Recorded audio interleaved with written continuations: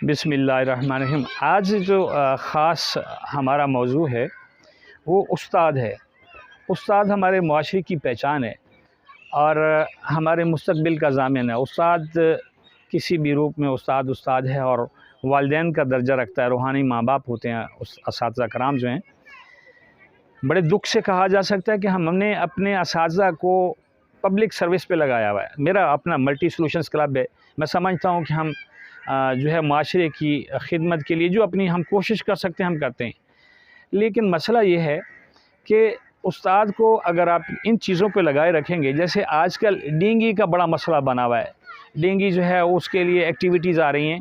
مجھے دکھ ہوا، مجھے ایک دوست نے ناروال سے سینڈ کیا، ظفروال کے علاقے میں مچھروں کی اتنی بہتات ہے، وہاں پہ اتنے بڑے بڑے مچھر ہیں، میرے اس ویڈیو میں آپ دیکھیے گا بھی صحیح، اور وہاں پہ اساتذہ کرام کو سزائیں دی جا رہی ہیں۔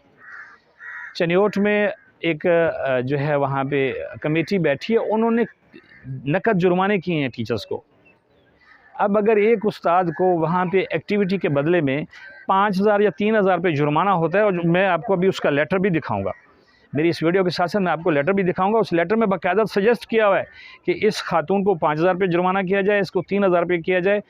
اس مہنگائی کے دور میں جب آپ ایک لیٹر جو آئل ہے، کوکنگ آئل، وہ 800-900 روپے کا لے رہے ہوں اور آپ کی تنخواہ میں سے 5,000 روپے کاٹ لیے جائیں، اور وہ بندہ کاٹے جو اے سی میں بیٹھا ہوا ہے، جس کو کچھ پتہ نہیں کہ ڈینگی ہوتی کیا ہے یا اس کی ایکٹیویٹی اس کے لیے وہاں پہ کیا کرنا پڑتا ہے، تو کیا خیال ہے وہ اس کی مجبوری کو سمجھ سکتا ہے؟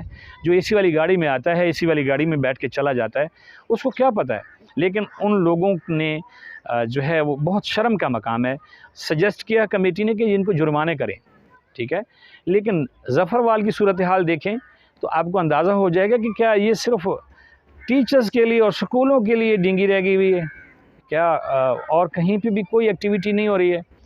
ہزاروں کے حساب سے لیڈی ہیلتھ ورکرز ہیں، سینٹری انسپیکٹرز ہیں، سینٹری پٹرولز ہیں، دیگر محکمے ہیں، کیوں نہیں وہ چیک کرتے؟ لیکن معاملات جو ہیں وہ صرف اور صرف ایک استاد کو ازرچ کرنے کے لیے کیے جا رہے ہیں۔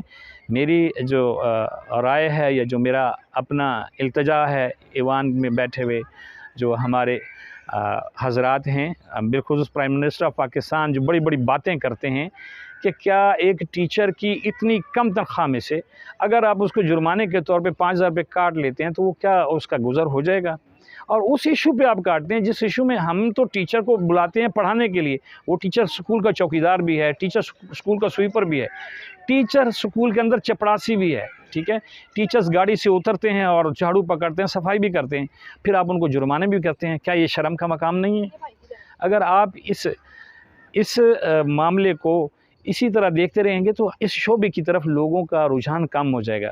کوئی بندہ نہیں کہے گا کہ جی میں ٹیچر بننا چاہتا ہوں۔ جب وہ حشر دیکھے گا کہ ایک ہم ایکٹیویٹی کرتے ہیں، مغز کھپائی بھی کرتے ہیں، بچوں کو پڑھاتے بھی ہیں، اور پھر ہماری تنخواہیں جو ہیں وہ کاٹ لی جائیں، تو میرا خیال میں یہ بہت بڑی زیادتی ہے۔